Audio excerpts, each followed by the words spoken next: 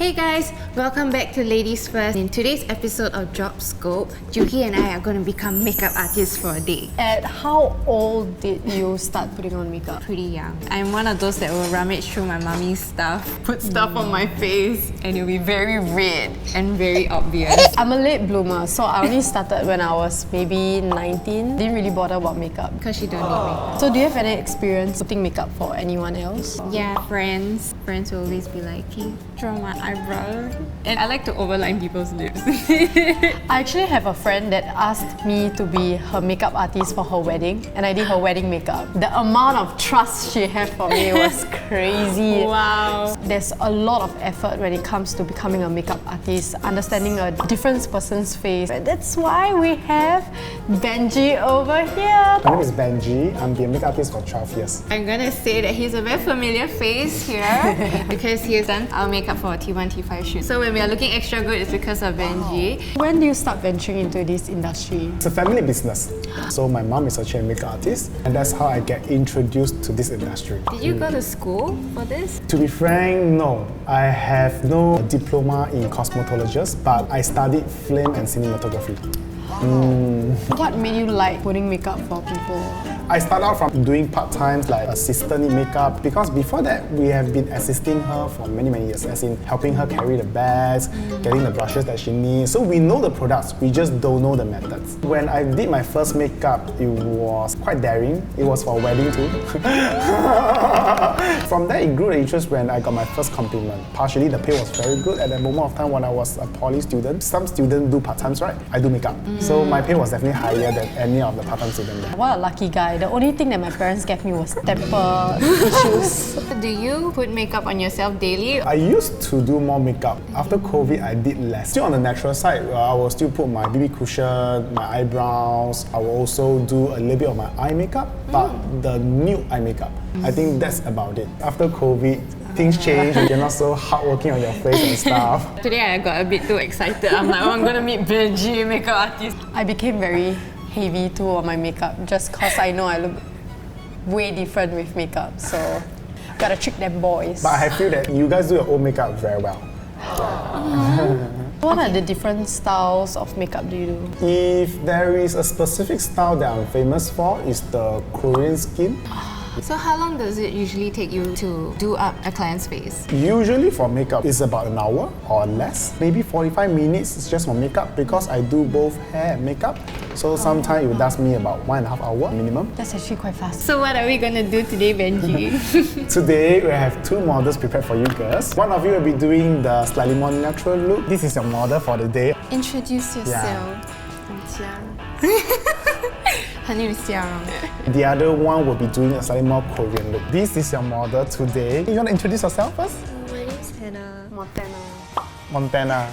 Hannah Montana? But she looks more like Jenny, so...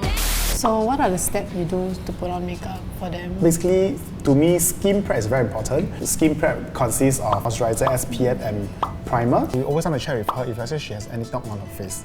Hi Xiaorong, do you have anything on your face at the moment? No. Yeah, okay. I got moisturizer. You can straight away go with SPF first or primer. So if she has nothing on, right, we can start with the basic is just to have a light moisturizer, maybe a light basic skincare first before we go to our primer and SPF. Just to clean away all the debris and dirt on the face. Next thing is you go with your moisturizer. And do remember to sanitize your hand before you start. So let's sanitize our hand first, alright? Reminds me of my ex. Sorry? The proper way. Yeah. You guys can see that firstly she used her ring finger to actually start to touch the product to apply for her face, which is actually correct way, yeah. Yeah, slowly massaging the face. So between moisturizer, SPF and primer, it's always good to let the product have some time to absorb in first, okay? Gentle with her. Next then we'll do with SPF. So SPF, I would really recommend something that's more water-based. You would always put SPF on your clients. Have to. I would Have recommend. Obviously, some products that already have SPF involved in it, I would still recommend you to put additional SPF. We can do a bit more. How wet you want your face to be? Sorry guys, she's shy. followed by foundation and concealer. Some people like to do just concealer. I mean, that's fine if you are doing on a daily in and out stuff, but if I want to be on screen, now looks extra pump up, extra niche, I think foundation is good to have. Primer has two very good properties. Firstly, it protects your client's skin. And the second thing is it makes your makeup either long-lasting, glowing or mattifying, depending on what primer you buy. I like to ask them, are you someone that likes to go for a mattifying look, or are you someone that likes to go for a glowing look? From there, you can choose what primer to use. So Tiara, would you rather a mattifying look or a glowing look? I choose for you. You can choose Choose, the yeah. choose any. I shall choose the blurring one. I feel like younger people tend to like to do the blurring. a bit Especially more. in Singapore context, but if you're in Korea, people usually like to go for the more glowing, just culture different. Ooh, interesting. T-zone means here also. Here, here, or maybe a better way to put is wherever you feel that you have oily skin, we can have slightly a more blurring one, a more radiant one. But for her skin, I feel that's quite good. Shall we try the radiant one? Her skin is so soft, guys. It feels like the mochi that the auntie couldn't get. Like me. Mochi skin? Yeah, so soft. I like to do this. Usually you can go by spots first before massaging in the primer. Now is the deciding step is you need to know her color shade. Everybody has different undershade tone, so you have a lot of range of foundation. I really know her shade color. A good way to find out shade, right, is same thing, just to make sure to measure from here to here. Even if I know, it's always good to try out. For her skin tone, I can tell you that her skin tone is more on the olive side and some redness. I would recommend a foundation that is olive undertone. I pick out 3 foundations for you so that it's near to her skin, but you have to try first to know which is suitable. You just go with the feeling. Do you prefer to use brush or use sponge? At home. On the hands. client. On the client. The reason is I recommend sponge is easier to get a better flawless application. You know how to test a foundation? Here, right? Yeah, it's from here, all the way from here to here. Alright.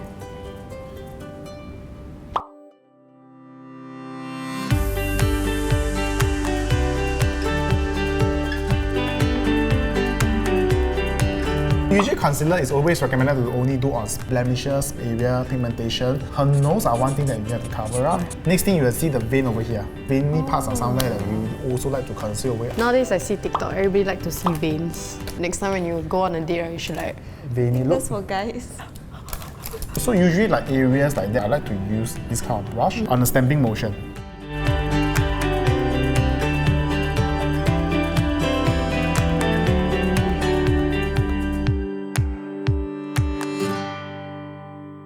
Next, we will definitely set the makeup first. Without it's too much, at the areas. At the same time, wherever there's oily.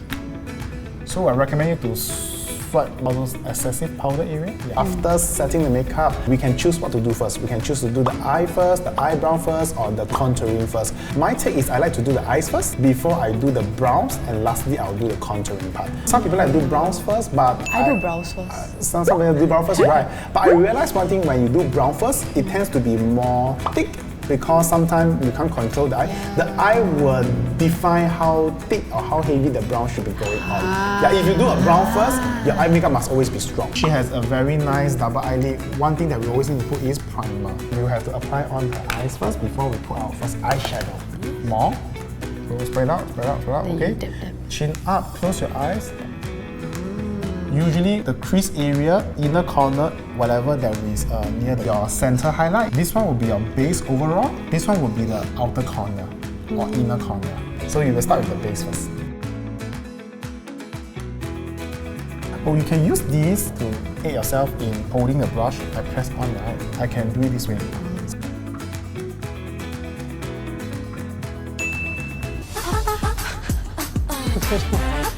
I can't coordinate. We have. Now we have. Get a little bit more bigger eyes effect. Because always the under eyes, we don't want it to be too strong.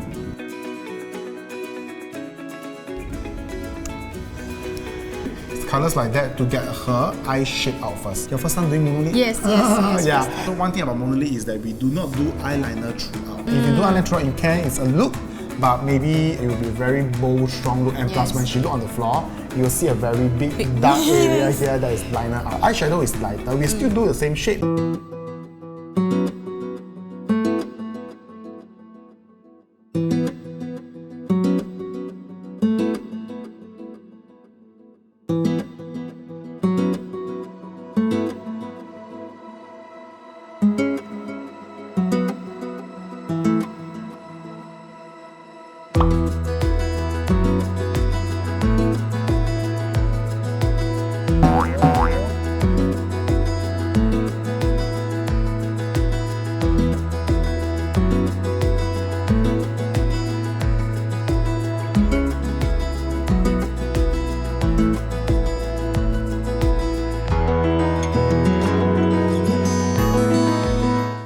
lastly, we have our lips. I always like to prep my lip first before I do any products on it.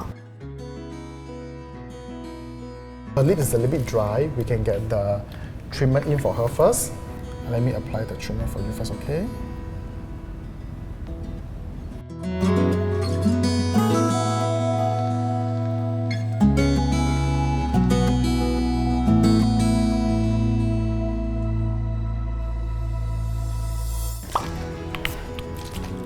Always remember to ask them to close their eyes first before you start spraying. If not, they will. Oh. Yeah. Close your eyes. Okay.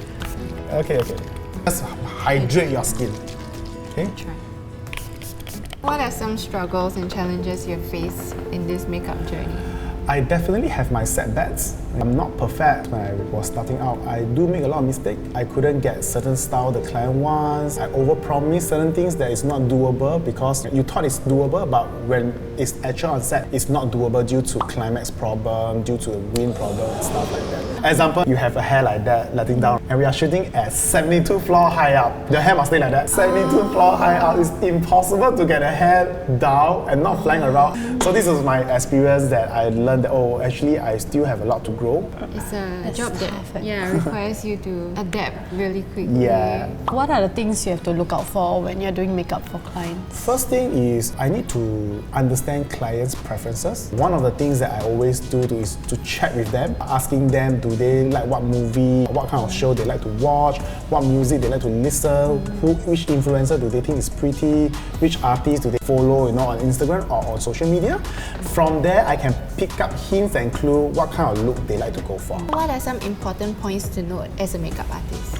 First and foremost, health, hygiene is very important. You need to always make sure that you are using either disposable stuff or if not, always have yourself hand sanitizer and alcohol spray to disinfect immediate stuff that you're going to use on the next person. Do you have any advice to give to aspiring makeup artists? Okay, one thing for sure is that you need to have a lot of patience.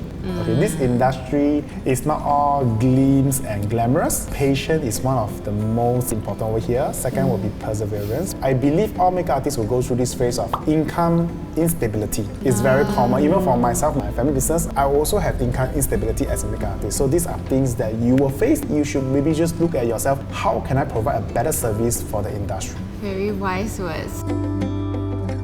It's Jenny!